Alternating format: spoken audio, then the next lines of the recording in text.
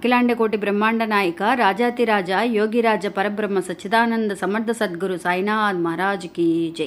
మన సాయి భక్తులందరికీ కూడా గురువారి శుభాకాంక్షలు అండి. ఎవరైతే కనుక శ్రద్ధ సబూరి అనే మాటలతో ప్రార్థనలు పెడుతూ ఉన్నారో వాళ్ళందరి తరపున కూడా బాబా దగ్గర కోరుకోవడం అనేది జరుగుతుందండి. మీ కోరికలన్నీ కూడా త్వరలోనే తీరాలి అని నేను బాబా దగ్గర మనస్ఫూర్తిగా కోరుకుంటున్నాను.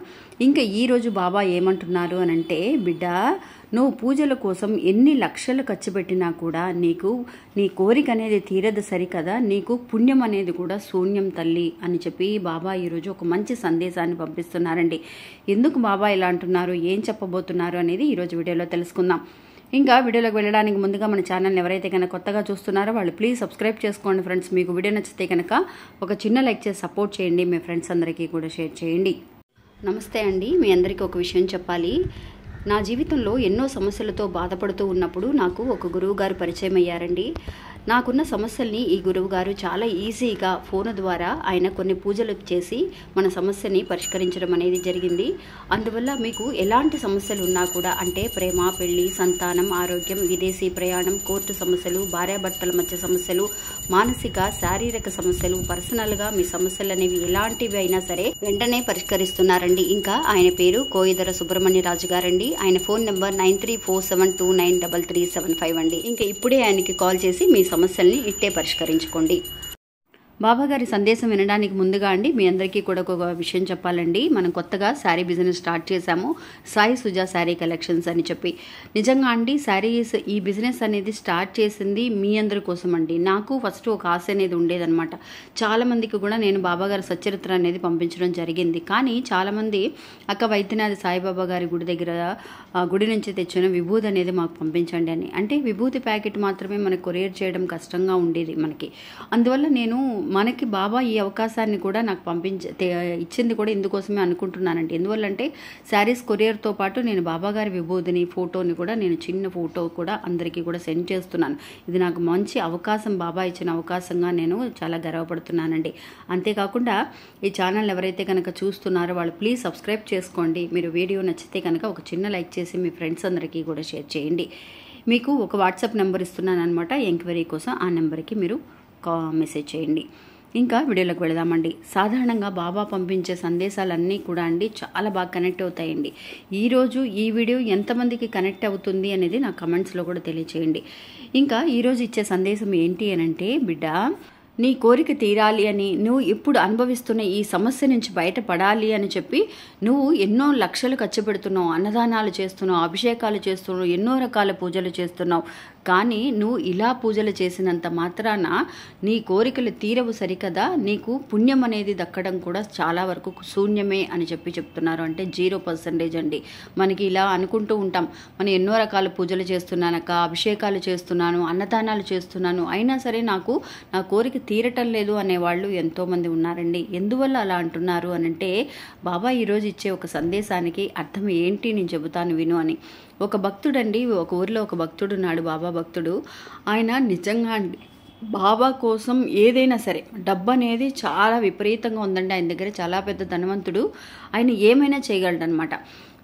పేదవాళ్ళకి దానం చేస్తూ ఉంటాడు, ధర్మాలు చేస్తూ ఉంటాడు, లేని వాళ్ళకి సహాయం చేస్తూ ఉంటాడు, ఎవరైనా వచ్చి అడిగితే సహాయం చేస్తాడు కాదనకుండా. కానీ అండి అతనికి ఒక చెడ్డ అలవాటు ఉందండి. వాళ్ళ ఇంట్లో వాళ్ళ తల్లిదండ్రులు ఉన్నారనమాట. వాళ్ళ తల్లిదండ్రులను కూడా చూసుకుంటాడండి ఆయన, బాగా చూసుకుంటాడు. ఏదైనా సరే హాస్పిటల్కి వెళ్ళాలన్నా, హెల్త్ పరంగా బాగోపోయినా చూసుకుంటాడు. వాళ్ళకి ఏదైనా ఖర్చు పెట్టాలన్నా కూడా యాత్రలకు వెళ్ళి రండి, మీరు ఎక్కడికి వెళ్ళాలన్నా కూడా డబ్బులు ఇస్తూ ఉంటాడండి. కానీ ఏం చేస్తున్నాడు అని అంటే కనుక, అతను ఇంట్లో వాళ్ళ మీద మాత్రం, వాళ్ళ అమ్మా నాన్న మీద కానీ, ఇంట్లో పిల్లలకి ఖర్చు పెట్టే విషయాలు కానీ, అతనికి కోపం వచ్చినప్పుడల్లా కూడా దెప్పి పొడుస్తూ ఉంటాడండి. మీకు చేయడం అనేది అనవసరం, అసలు నేను ఇంత డబ్బులు ఇస్తున్నాను, ఇంత ఖర్చు పెడుతున్నాను అని చెప్పేసి, మనం ఇస్తున్నాం కదా, చేస్తున్నాం కదా అని చెప్పేసి మన మాట వినాలి, మనం చెప్పినట్టుగా పడుండాలి అని చెప్పేసి అనుకుంటూ ఉంటాడండి. కోపం వచ్చినప్పుడల్లా కూడా మీకు చేసే ఈ ఖర్చు అంతా కూడా నేను బయట ఎవరికైనా చేస్తే బాగుంటుంది, అసలు మిమ్మల్ని ఇంట్లో పెట్టుకోవడమే దండగా, నేను ఏదన్నా సరే అనాథాశ్రమాల్లో వేసేస్తే బాగుంటుంది, నాకు మనశ్శాంతి అనేదే లేదు అని చెప్పేసి తల్లిదండ్రులను తిడుతూ ఉంటాడు. ఇంకా వాళ్ళ ఇంట్లో వైఫ్ని కానీ పిల్లల్ని కానీ చేసేది బాగా చేస్తాడండి. అసలు అడిగిన దాన్ని లేదనుకుంటా. ఎవరైనా పిల్లలు వచ్చి, నాన్నగారు మేము ఆ టూర్ ఊరెళ్ళాలి, ఇలాంటి ఒక వస్తువును కొనాలి అంటే ఆశగా చాలా ఇంట్రెస్ట్గా తీసుకెళ్ళి కొనిస్తాడండి. ఎంతో ప్రేమగా ఉంటాడు, బాగుంటాడు. కానీ అతని కోపం వచ్చింది అంటే మాత్రం అస్సలు ఎవరిని లెక్క చేయడండి, అందరినీ కూడా తిడుతూ ఉంటాడనమాట. అందువల్ల నువ్వు ఇంకా నీ సమస్య బిజినెస్ పరంగా నీకున్న సమస్యల కోసం నువ్వు ఎన్నో లక్షలు ఖర్చు పెడుతూ ఎన్నో ప్రాంతాలు తిరుగుతూ పూజలు, పరిహారాలు, అభిషేకాలు చేస్తున్నావే కానీ నీ ఇంట్లో ఉన్న మనుషులని, నీ తల్లిదండ్రులని దేవుడు నీ పక్కనే ఉన్నాడు, నువ్వు ఎక్కడో ఉన్నాడని ఎతుకుతున్నావు. నువ్వు ఎతికినా కూడా నువ్వు చేసిన దానికి ప్రయోజనం అనేది లేదు. ఎందువల్లంటే ఫస్ట్ ఎవరైతే కనుక తల్లిదండ్రులను ప్రేమగా చూసుకుంటూ ఉంటారు, నువ్వు ఏం చేసినా చేయకపోయినా సరే వాళ్ళతో ప్రేమగా కూర్చొని నువ్వు ఒక 10 రూపాయలు ఖర్చు పెట్టే కంటే అమ్మతో కూర్చొని ఒక 10 నిమిషాలు మాట్లాడడం, వాళ్ళతో కలిసి భోజనం చేయడం, అమ్మా నేను ఉన్నాను నీకు అని చెప్పి ప్రేమగా మాట్లాడడం అదే ముఖ్యం. కానీ నేను లక్షలు ఖర్చు పెట్టేస్తున్నాను, మీకోసం అది చేస్తున్నాను, మీరు అడిగిన దాన్ని కాదన్నానా, నేను ఏం మీకు లోటు చేశాను అని చెప్పేసి వాళ్ళని ప్రతిసారి కూడా నువ్వు తిట్టడం వల్ల నీకేమవుతుంది అంటే పుణ్యం రాదు సరికదా. అంటే ఖర్చు పెడుతున్నావు, చూస్తున్నావు, కానీ ప్రయోజనం ఏముంది? దాని ప్రతిఫలం దక్కాలి అని అంటే నువ్వు వాళ్ళని అలా తిప్పి పొడవకూడదు, ఎవరిని తిట్టకూడదు. మనస్ఫూర్తిగా చేస్తున్నావు చేసేటప్పుడు, కానీ కోపం వచ్చినప్పుడల్లా కూడా వాళ్ళని తిడుతూ ఉంటాడండి. ఎప్పుడు కూడా భగవంతుడు మనకి ఏం చెప్తున్నారు, మన ఇంట్లో ఉన్న పిల్లల్ని కానీ లేదంటే మన తల్లిదండ్రులను కానీ మనం ఎంతో ప్రేమతో చూసుకుంటూ ఉండాలి.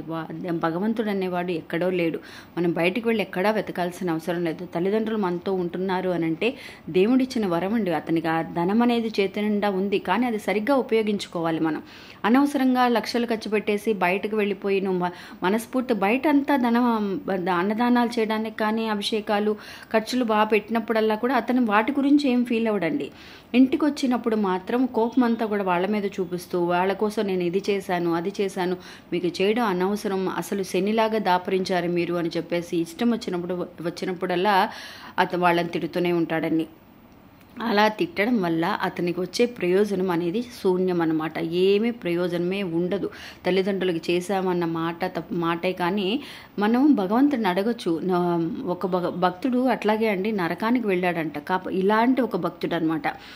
అప్పుడు పైకి వెళ్ళిన తర్వాత యమధర్మరాజుని అడిగాడంట, యమధర్మరాజా నేను చేసిన పాపం ఏంటి? నేను ఎవ్వరికీ ఏ లోట్లు చేయలేదు, పూజలు పునస్కారాలు బాగా చేసేవాడిని, అమ్మని నాన్నని బాగా చూసుకునేవాడిని, ఎంతో ఖర్చు పెట్టేవాడిని వాళ్ళ కోసం, నా పిల్లల్ని బాగా వాడిని, నా బాధ్యత అనేది నేను కరెక్ట్గానే కదా నెరవేర్చాను, నన్ను ఎందుకు నరకానికి పంపిస్తున్నారు అని అడిగినప్పుడు, నాయనా నువ్వు అన్నీ చేసావు, కానీ చేసినప్పుడల్లా కూడా అది దెప్ప పొడుస్తూ ఉన్నావు, అది నీకు ఆ ఫలితం అనేది నీకు వచ్చి చేరదు అని చెప్పి భగవంతుడు మనకి ఆ యమధర్మరాజు తెలియజేస్తాడండి ఆ భక్తుడికి. అందువల్ల ఎప్పుడు కూడా మనం తెలుసుకోవాల్సిన ఒక విషయం అనేది, ఇలాంటి ఒక తప్పు చేస్తే గనక మనం ఎన్ని గుళ్ళు గోపురాలు తిరిగినా ఎన్ని లక్షలు ఖర్చు పెట్టినా కూడా బాబా కోసం అది శూన్యంతో సమానమే అనమాట. అందువల్ల చేసే ప్రతి విషయము కూడా బాబాకు చేసే ఒక్కొక్క విషయము కూడా మన ఇంట్లో వాళ్ళకి చేసేదైనా సరే మన వల్ల అయినంత వరకు మనస్ఫూర్తిగా మనం చేయాలే కానీ నేనే కదా చేస్తున్నాను, నీకు దిక్కు మొక్కు లేదు, నువ్వు ఎక్కడికైనా వెళ్ళి ఉండగలవా అని చెప్పేసి నేను చెప్పినట్టుగా వినాలి అని చెప్పేసి వాళ్ళని మన కింద బానిసల్లాగా మనం చూడకూడదండి. ఈ తప్పు ఎవరైనా చేస్తే కనుక వెంటనే మార్చుకోవడం అనేది చాలా మంచిది. అంటే ఈరోజు బాబా చెప్పారు కాబట్టి మనం ఒక్క నిమిషం కూర్చొని ఆలోచిస్తే మనకే తెలుస్తుందండి మన తప్పులు ఏంటి అనేది. ఇంక ఇది ఫ్రెండ్స్ ఈరోజు మన వీడియో. ఈ వీడియో కూడా మీ అందరికీ ఎంతో ఒక నమ్మకాన్ని, ధైర్యాన్ని ఇస్తుందని అనుకుంటున్నా. నచ్చితే కనుక ఒక చిన్న లైక్ చేసి సపోర్ట్ చేయండి, మీ ఫ్రెండ్స్ అందరూ కూడా షేర్ చేయండి. మళ్ళీ మంచి గోల్డ్ మళ్ళీ కలుస్తాను. అంతవరకు సెలవు. నమస్తే. ఓం సాయిరామ్.